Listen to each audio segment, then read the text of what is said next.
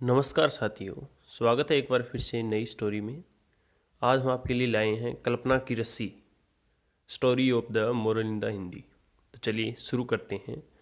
कभी कभी लोग कल्पना की रस्सी से ऐसे बन जाते हैं कि सही और गलत का अंतर ही भूल जाते हैं। ये कहानी कल्पना की रस्सी इसी के बारे में बताती है।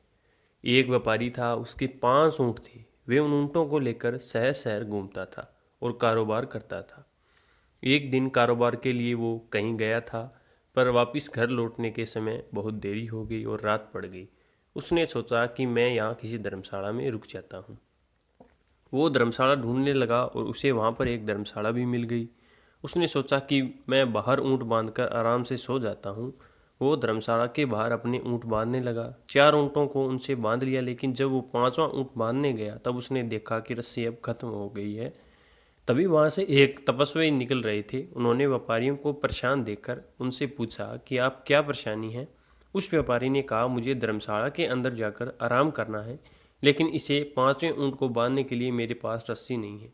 उस तपस्वी ने जब व्यापारी की समस्या सुनी तब वो हंसने लगे और कहा, जैसे आपने इन 4 ऊँटों को बांधा है वैसे ही आप ये 5वां भी बांध सकते हो। तपस्वी की बात सुनकर व्यापारी हैरानी के साथ बोला, लेकिन रस्सी तो खत्म हो गई है। तपस्वी ने कहा, मैंने कब कहा कि तुम इसे रस्सी से बांधो? तुम इस 5वें ऊँट को कल्पना की रस्सी से भी बांध सकते हो। व्यापारी ने उस तपस्वी की बात मान ली और 5वें ऊँट के गले में काल्पनिक रस्सी का फंदा डालने जैसा नाटक किया और दूसरा सिर पेड़ से बांध दिया। जैसे ही व्यापारी ने यह नाटक किया, 5वां ऊँट आराम से बैठ गया। व्यापारी अब धर्मशाला के अंदर चला गया और उसने पूरी रात आराम से नींद ली। सुबह उठकर जब उसने सारे ऊँटों को खोला तब वो 4 ऊँट खड़े हो गए और चलने के लिए तैयार भी हो गए, लेकिन 5वां ऊँट नहीं उठा। व्यापारी ने देर हो रही थी, इसलिए उसने 5वें ऊँट पर बहुत गुस्सा आ रहा था। वो उसे मारने लगा, लेकिन फिर भी वो 5वां ऊँट उठने के लिए तैयार नहीं था। इतने वहां पर वो तपस्वी आ गए। ऊँट को ऐसे मारते हुए देख तपस्वी ने व्यापारी से कहा, तुम बेचारे बेजुबान जानवर को क्यों मार रहे हो?